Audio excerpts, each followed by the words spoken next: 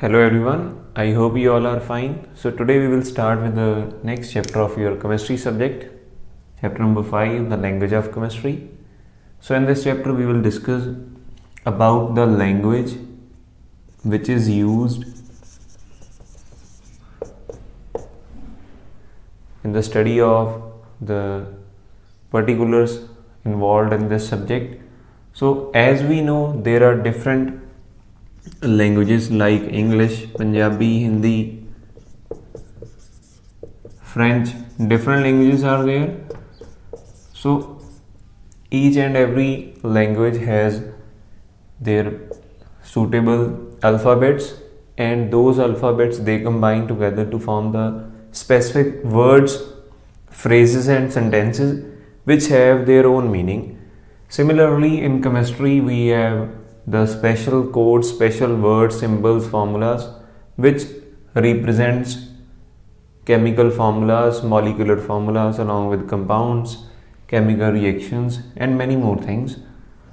So let's start with this. Like in English, there are 26 alphabets starting from A and ending to Z. So similarly, we have here different 118 elements, and each particular element that has a specific symbol. Like in particular English language, C stands for cat, or it could be car, or it could be cartoon. But in the chemistry, C stands for carbon only.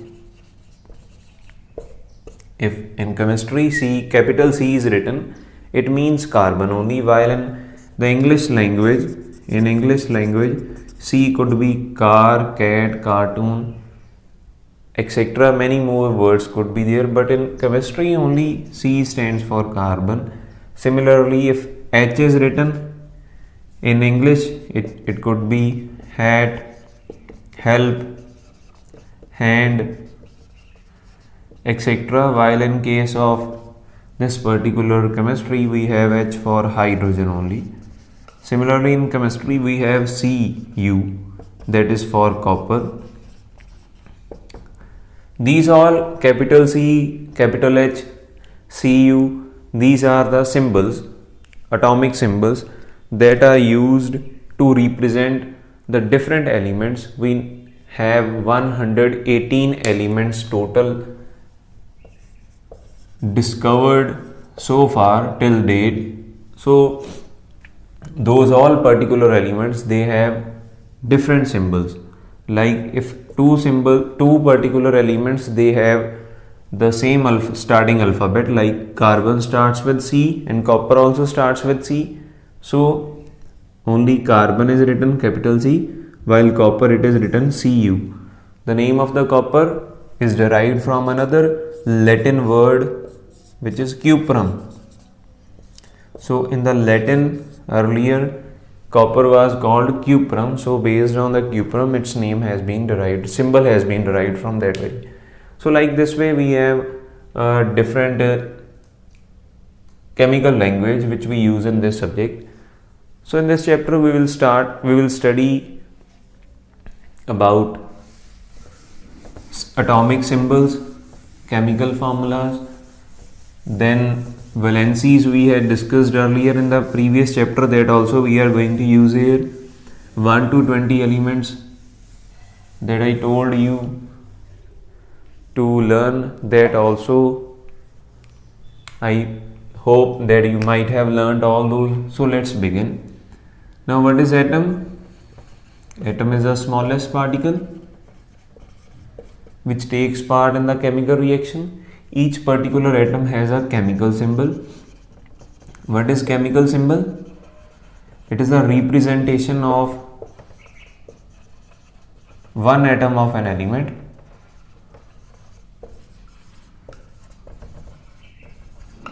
One atom of an element. Each particular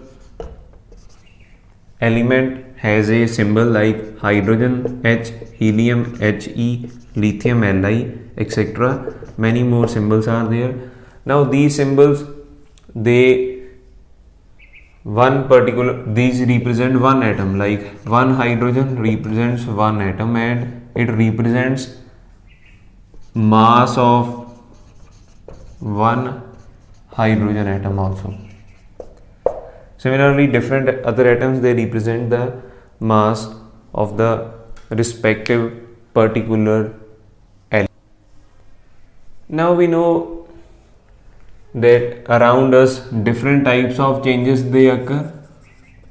Some are chemical changes, some are physical changes. So physical changes, they involve only the change of state. The particular form of the substance only changes, but the chemical composition, that remains the same in physical change. While in case of the chemical change, there is a change in chemical composition also, like when you might have seen that curdling of milk. So during curdling of milk, what happens? The liquid milk, that changes to a semi-solid substance known as the curd. So that process is a chemical reaction. Similarly, rusting, that also is an example of chemical change. So in the rusting, what happens? Iron, that converts into the iron oxide with the help of air and moisture. So that also is a chemical change. Now, chemical equations or chemical changes, they involve generally two different substances. Which are those different substances?